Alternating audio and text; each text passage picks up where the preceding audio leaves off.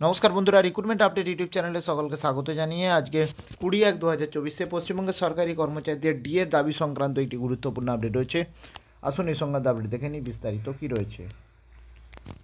বকেয়া ডিএ নিয়ে শেষ দেখে ছাড়বো, দিতেই হবে পাওনা। ডিএ নিয়ে হুঁশিয়ারি সংগ্রামী যৌথ মঞ্চের। 29 জানুয়ারি থেকে লাগাতার ধর্মঘটে ডাক দেওয়া হলো। বর্ধিত হারে ডিএ বা মহার্ঘ ভাতা দাবিতে পূর্ব নির্ধারিত ঘোষণা অনুযায়ী আজ শনিবার থেকে অনির্দিষ্টকালের জন্য অনশন কর্মসূচি শুরু করতে চলেছে সরকারি সংগঠন সংগ্রামী যৌথ মঞ্চ। অলরেডি শুরু করে দিয়েছে। একই সঙ্গে 29 জানুয়ারি থেকে লাগাতার ধর্মঘটে ডাক দিলেন আন্দোলনকারীরা। এ বিষয়ে সংগ্রামী যৌথ মঞ্চের আহ্বায়ক জানান যে আমরা আলোচনা চেয়েছিলাম, মুখ্যমন্ত্রীকে আহ্বান জানানো হয়েছিল, কিন্তু আজকে আমাদের মঞ্চে উনি আসেননি, কোনো প্রতিনিধিও পাঠাননি, তাই পূর্ব ঘোষণা মেনে আমরা শেষ দেখে ছাড়ব। তিনি আরও বলেন যে চাইলে তো আরও সরকার যা খুশি করতে পারে না, আমরা আমাদের ন্যায্য দাবির কথাই বলেছি।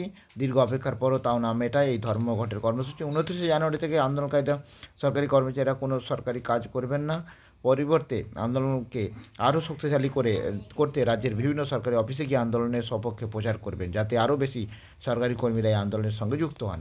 উল্লেখ্য, 21 ডিসেম্বর রাজ্য সরকারি কর্মীদের জন্য 4% ডিএ ঘোষণা করেছেন মুখ্যমন্ত্রী এবং 1 জানুয়ারি থেকে কার্যকরী হয়েছে। ফলে রাজ্য কর্মীদের ডিএ হার বেড়ে দাঁড়িয়েছে 10%।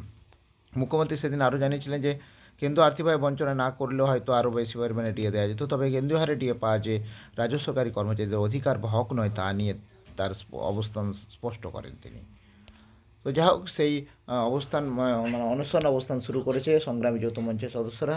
তো দেখা যাক এরপরে কী আপডেট পাওয়া যায়। আরও আপডেটগুলো অবশ্যই শেয়ার করবো। সঙ্গে থাকবেন এবং চ্যানেলটা সাবস্ক্রাইব করে নেবেন। ধন্যবাদ।